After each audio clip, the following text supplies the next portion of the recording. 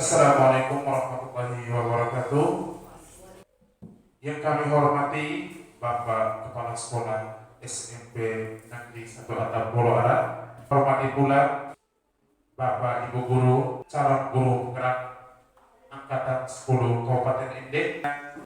Untuk tidak memperpanjangkan, kita masuk pada acara yang pertama, yaitu dengan doa. Kepada Ibu, waktu dan kesempatan kami berikan. Dalam nama Bapa dan Putra dan Roh Kudus. Amin. Bapa yang kudus dan kekal, Engkau yang menciptakan langit dan bumi beserta isinya. Pada pagi hari ini kami datang di hadapan-Mu. Kami sampaikan kepadamu dengan perantaraan Kristus Tuhan kami. Di dalam nama Bapa dan Putra dan Roh Kudus. Amin. Baik, terima kasih atas kesempatan yang diberikan. Yang saya hormati calon guru penggerak Angkatan 10. Sebagai insan yang beriman, marilah kita panjatkan puji dan syukur kita kehadiran Tuhan. Saya mengucapkan terima kasih kepada kita semua yang sempat hadir pada kesempatan ini. Mudah-mudahan apa yang dipaparkan ini dapat kita pahami, dapat kita hayati, dan dapat kita laksanakan di lembaga pendidikan SMP Negeri 1 atau Pulau Ara, sehingga pendidikan ini semakin lebih baik ke depan. Itu saja beberapa hal yang saya sampaikan pada kesempatan ini. Kurang lebih maaf. Sekian dan terima kasih. Terima kasih kepada Bapak Kepala Sekolah SMP Negeri 1 Atap Pulau Ara atas sambutannya. Cara yang berikutnya yaitu pemaparan materi dari Bapak Ibu Guru, calon guru Angkatan 10 Kabupaten. Baik. Terima kasih atas waktu dan kesempatan yang diberikan kepada kami berdua, saya dan Pak Victor. Baik, Bapak Ibu, untuk tidak memperpanjang waktu, kami langsung memaparkan materi tentang budaya positif. Bapak Ibu, kalau saya bilang semangat, misalnya semangat pagi, kalian menjawab semangat, semangat, semangat. Semangat pagi, semangat, semangat, semangat. Baik, terima kasih. Menyebarkan pemahaman dan penerapan budaya positif. Kata budaya positif yang terdiri dari dua kata, yaitu budaya dan positif. Budaya positif adalah kebiasaan melakukan hal-hal yang baik. Kita lanjut slide yang berikut. Jadi Pak Vicky ini sebentar akan memaparkan materi tentang segitiga restitusi ya. Jadi saya duluan. Baik Bapak Ibu, coba kita perhatikan di depan. Budaya positif merupakan perwujudan dari nilai-nilai dan keyakinan universal yang diterapkan di sekolah. Budaya positif dapat mendorong murid untuk mampu berpikir dan bertindak sebagai proses memerdekakan dirinya, sehingga murid mampu mandiri dan bertanggung jawab. Next, Pak. Ya, yang berikut disiplin positif.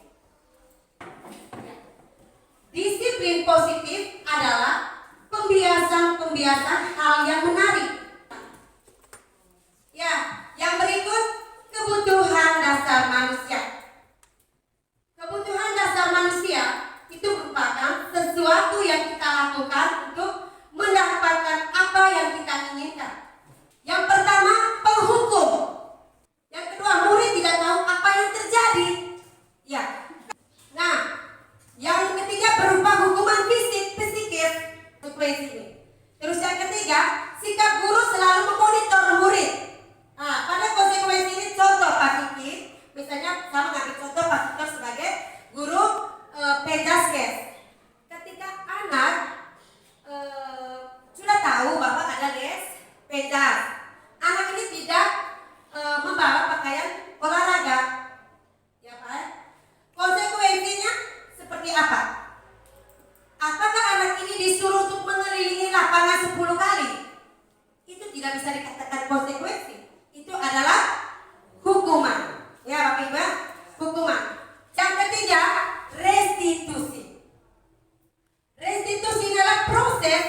memperhatikan kondisi murid untuk memperbaiki kesalahan.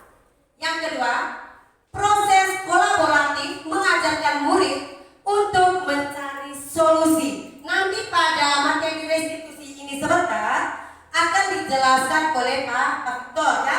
Buku kedua, pembuat berdasar bersyarat. Kita lihat posisi kontrol yang ketiga sebagai teman. Ingat Bapak Ibu, bukan guru ya. Sekarang selesaikan dan segera kumpulkan. Itu posisi kita sebagai teman. Yang berikut. Baik Bapak Ibu, ini sudah yang materi yang berikut adalah keyakinan kelas.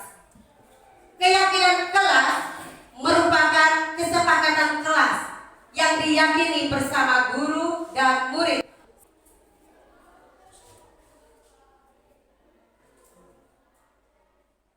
Nah Bapak Ibu, kalau keyakinan kelas ini, disiplin itu harus berasal dari, dia itu ada dua unsur ya, unsur intrinsik dan unsur ekstrinsik. Nah, disiplin itu yang kita dorong anak-anak itu harus berasal dari intrinsik. Disiplin harus tumbuh dari dalam dia punya diri sendiri.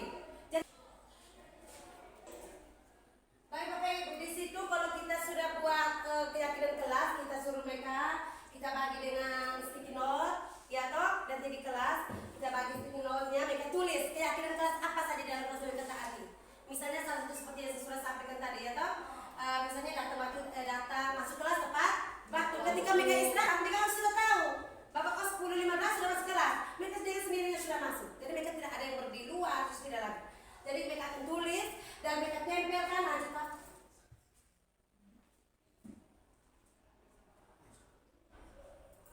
Kita mau buat keyakinan kelas, kita tidak boleh menggunakan kalimat negatif. Ya, misalnya jangan membuang sampah, tidak boleh. Jadi Bapak Ibu, saya membawakan materi dari tadi.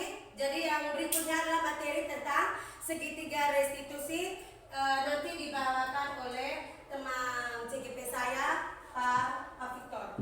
Jadi baik teman-teman, jadi Bapak Kepala Sekolah, Bapak Ibu Guru, jadi setelah kita mendengarkan beberapa penyampaian Bapak dari Ruska terkait penerapan budaya positif di sekolah, langkah selanjutnya saya akan menerapkan materi terkait dengan penerapan segitiga restitusi. Jadi sebelum saya mulai dengan materi, saya bisa menyapa teman-teman, menjawab semangat luar biasa ya, kira-kira. Semangat pagi. Semangat luar biasa. Sekali lagi semangat ya. Semangat pagi. Semangat luar biasa. Oke. Jadi berkaitan dengan penerapan disiplin positif melalui segitiga restitusi ini merupakan langkah terakhir ketika kita melihat anak-anak yang melakukan pelanggaran atau melakukan kesalahan berkaitan dengan nilai keyakinan kelas yang kita buat tadi. Seperti apa yang Ibu terapkan tadi berkaitan dengan nilai keyakinan kelas. Jadi ketika anak-anak melanggar apa yang kita buat dengan keyakinan kelas, langkah yang baik itu kita buat dengan penerapan segitiga restitusi. Jadi yang pertama, sebelum kita masuk pada segitiga restitusi, kita lihat sedikit berkaitan dengan makna kata disiplin. Mungkin tadi sudah dijelaskan oleh Ibu Siska.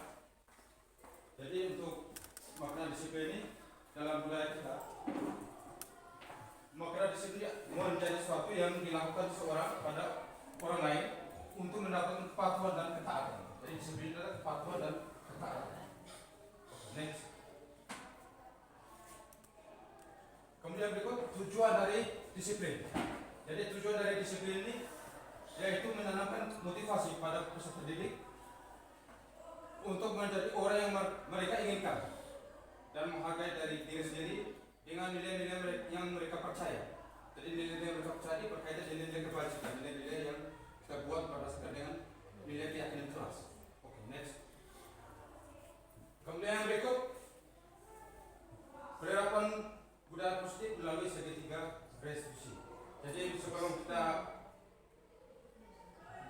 membahas lebih jauh, jadi kita paham dulu berkaitan dengan apa itu restitusi. Jadi restitusi adalah proses penciptaan kondisi bagi peserta didik untuk memperbaiki kesalahan mereka. sehingga mereka bisa kembali pada kelompok mereka dengan karakter yang lebih kuat. Jadi ini makna dari kata restitusi. Jadi restitusi ini memberikan penawaran, bukan paksaan. Oke, next. Kemudian berikut ada ciri-ciri restitusi. Jadi yang pertama, ciri-ciri dari restitusi ini yang pertama bukan untuk menebus kesalahan, namun untuk belajar dari kesalahan. Jadi ketika kita menerapkan restitusi ini bukan kita membuat untuk menyalahkan anak, tapi bagaimana dengan kesalahan anak itu kita memperbaiki. Kemudian yang berikut memperbaiki hubungan. Kemudian yang berikut tawaran bukan paksaan. Ada langkah-langkah sebentar yang kita selesaikan dalam segitiga restitusi ini. Kemudian yang berikut restitusi diri adalah cara yang baik, yang paling baik. Jadi selama ini yang ketika kita alami ketika anak melakukan kesalahan, pasti kita selalu melakukan hukuman. Tapi ketika kerusakannya secara kerusakan itu sebuah yang kelas, ketika melihat anak itu berbuat salah, jadi langkah yang paling tepat itu berbaik salah itu adalah dengan segitiga restitusi. Kemudian yang terakhir itu restitusi berfokus pada solusi. Oke, next. Yang berikut kita lihat tentang sisi segitiga restitusi. Jadi sisi segitiga restitusi ini adalah tahapan atau langkah-langkah segitiga restitusi dalam mengambil penyelesaian masalah yang dilakukan oleh anak-anak. Jadi yang pertama, tahap yang pertama itu menstabilkan identitas. Tahap yang pertama. Kemudian yang kedua adalah validasi tindakan yang salah. Dan yang ketiga adalah menanyakan keyakinan. Ini langkah-langkah kita untuk menyelesaikan permasalahan yang dilakukan oleh kita punya anak-anak. Oke. Kita lihat langkah yang pertama berkaitan dengan menstabilkan identitas. Jadi jika anak berbuat salah, maka anak mempunyai kebutuhan dasar. Jadi mereka yang tidak terpenuhi. Bagian dasar segitiga restitusi memiliki tujuan untuk berubah orang yang gagal karena telah berbuat kesalahan menjadi orang yang sukses. Kemudian dalam tahap ini ketika kita melakukan perbaikan atau kita membuat penyelesaian masalah, jadi tahap ini yang perlu kita sampaikan kepada anak adalah mencari menstabilkan identitas dengan pertanyaan-pertanyaan itu. Tidak ada manusia yang sempurna. Ini langkah yang pertama. Tidak ada manusia yang sempurna. Kemudian yang kedua, saya juga pernah melakukan kesalahan seperti itu. Tapi saya dengan kesalahan anakku. Jadi yang paling pertama itu kita mengaku bahwa semua kesalahan itu sebuah manusia itu tidak sempurna. Jadi kita semua punya kesalahan. Ini tahap menstabilkan identitas. Kemudian lanjut. Kemudian tahap yang kedua ada validasi tindakan yang salah. Ini tahap yang kedua. Jadi pada langkah kedua ini kita harus memahami dan menemukan kebutuhan dasar yang mendasari tindakan anak yang berbuat kesalahan. Jadi ketika kita menolak anak yang berbuat salah, maka kesalahan itu akan terjadi pada diri anak. Jadi bagaimanapun pada langkah ini ketika anak berbuat salah, jadi tindakan yang tepat untuk kita adalah memvalidasi tindakan yang salah itu dengan pertanyaan-pertanyaan seperti kamu pasti punya alasan. Jadi kita harus mencari tahu dia punya alasan. Kenapa anak ini berbuat salah? Kamu pasti punya alasan mengapa melakukan hal ini. Kemudian yang kedua, kamu patut bangga pada dirimu karena kamu telah melindungi sesuatu yang penting buatmu. Ini tindakan-tindakan dalam validasi tindakan yang salah tadi. Ini langkah yang kedua. Kemudian langkah yang terakhir dalam segitiga restitusi ini, langkah yang terakhir itu adalah menanyakan keyakinan. Jadi pada setelah langkah satu dan langkah kedua sukses kita lakukan, jadi maka anak akan siap untuk dihubungkan dengan nilai-nilai yang dipercaya. Jadi nilai-nilai yang dipercaya itu ada nilai-nilai keyakinan, seperti yang dijelaskan oleh Bapak oleh Ustaz tadi. Oke, next. Untuk lebih jelasnya, setelah kita mendengar pemahaman ini tadi dari berkaitan dengan segitiga restitusi dengan 3 langkah-langkah ini. Jadi untuk penyelesaian itu, supaya lebih kita memahami itu, kita coba lihat video yang diperagakan oleh Bu Siska. Ini ada siswa yang akan terlambat. Coba kita lihat tindakan-tindakan yang dilakukan oleh Bu Siska.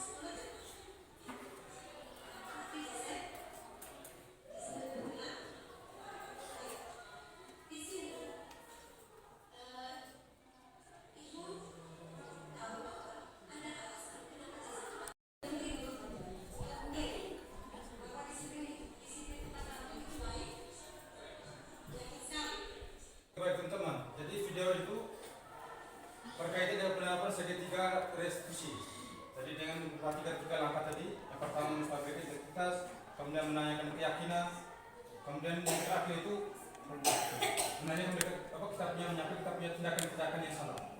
Kira-kira memperbaiki mereka ke depan itu seperti apa, tindakan apa saja. Itu berkaitan dengan nilai keyakinan kelas. Mungkin untuk selanjutnya, mungkin supaya lebih dalam, lebih kita memahami bersama, mungkin kami akan berikan waktu 10 menit untuk pertanyaan jawab atau kritik saran untuk kami berdua. Jadi untuk kami berikan. Pas? Ya. Baik. Waktu selanjutnya, terima kasih teman-teman. Kami berikan kesempatan lagi kepada MC. Terima kasih kepada Bapak Ibu Guru dari calon guru penggerak angkatan 10 Kabupaten ND atas pemaparan materinya. Saya kita berikan aplaus kepada kami dari pihak sekolah mengucapkan terima kasih kepada Bapak Ibu Guru calon guru penggerak angkatan 10 Kabupaten ND yang telah menyampaikan materi-materinya. Mudah-mudahan materi yang disampaikan ini dapat bermanfaat untuk kita sekalian dalam penerapan di lembaga kita khususnya di lembaga SMP Negeri Sekolah Pulau Arab. Mungkin hanya ini yang